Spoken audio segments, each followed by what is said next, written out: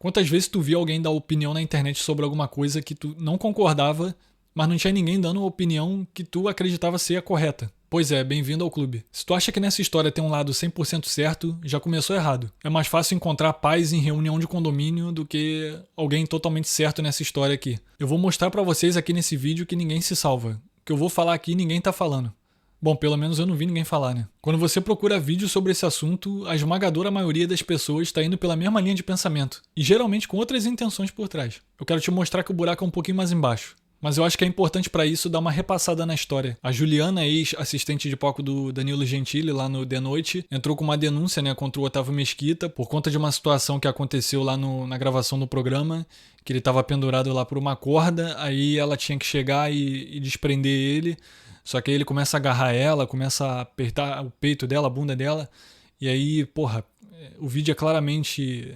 Se tu assistir o vídeo, tu vê que ele passou totalmente do ponto. Eu não vou mostrar aqui para não ter problema com o YouTube, mas é bem fácil de achar. Uma questão fundamental nessa história é que a palavra que foi usada acabou contribuindo muito para a visão negativa de muita gente. Ele acabou sendo denunciado por estupro. Para muitas pessoas foi tipo ver alguém tomar um botadão na cara e fazer uma denúncia de tentativa de homicídio. Essa palavra tem um peso muito grande, né? Assim que a história veio a público, algumas pessoas já começaram a ficar contra ela. Quando eu vi isso, eu imaginei que eles provavelmente tinham achado ali alguma brecha jurídica para poder fazer alguma coisa. E pelo que parece, é bem por aí mesmo. Eu vi alguns advogados dizendo que importunação sexual não existia na época, então não pode ser usado, e que assédio também não se aplica porque tem que ter hierarquia. Bom, não sei.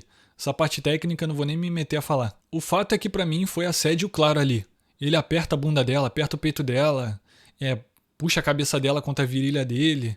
É uma cena bem tosca pra falar a verdade. Tudo isso aí sem ser combinado antes é zoado pra caramba, né? Se alguém faz isso com uma mulher da tua família, muito provavelmente tu não ficaria feliz. Então acho que a gente pode concordar aqui, né? Mas muita gente achou que o Otávio Mesquita era vítima da história. Trataram ele como se ele fosse um incapaz. Muita gente começou a seguir ele como se o cara tivesse acabado de lançar um álbum de música pop. Eu percebi que a justiça está do meu lado.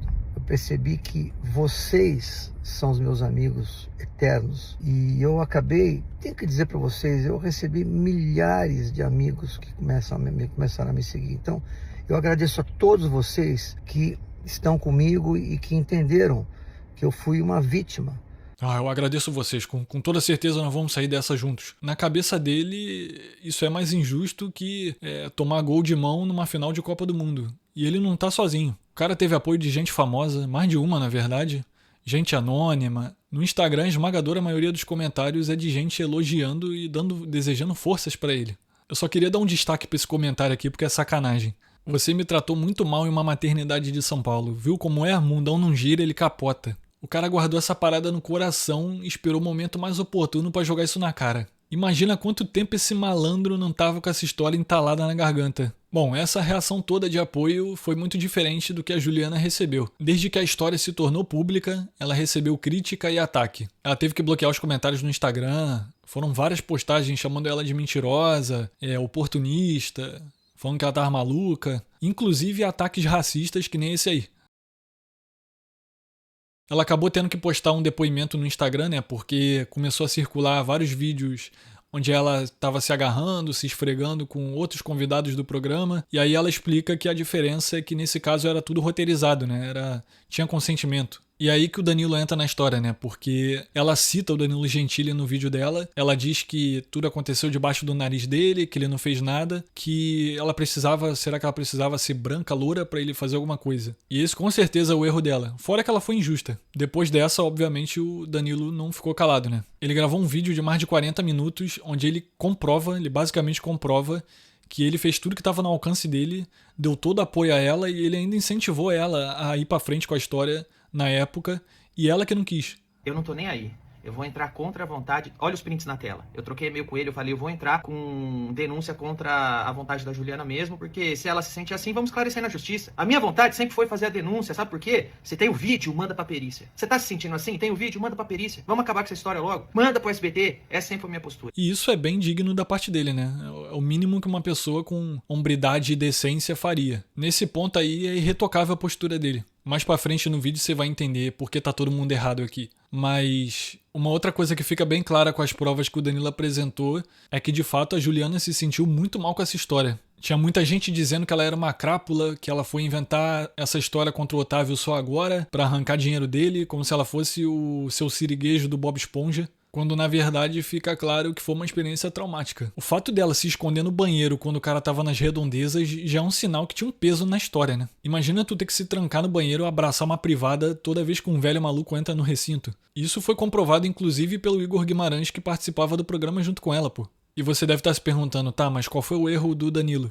Eu queria começar pelo final do vídeo, onde ele fala da pauta racial que a Juliana jogou em cima dele. Ô Danilo, aconteceu debaixo do seu nariz e você não fez nada. Eu tenho que ser branca, rica, eu tenho que ser o quê pra você me defender? A sua comoção é seletiva? Como é que é? Realmente, Juliana.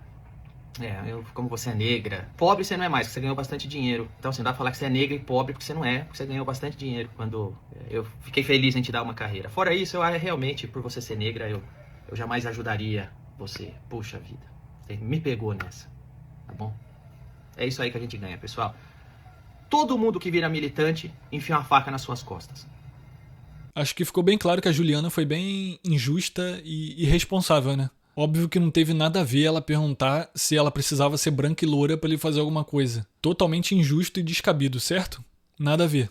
Mas o Danilo Gentili encerrar o vídeo dizendo que todo mundo que vira militante enfia uma faca nas suas costas é um pouco irônico, porque pelo fato do próprio Danilo ser um militante. E na verdade o Danilo é um militante assíduo.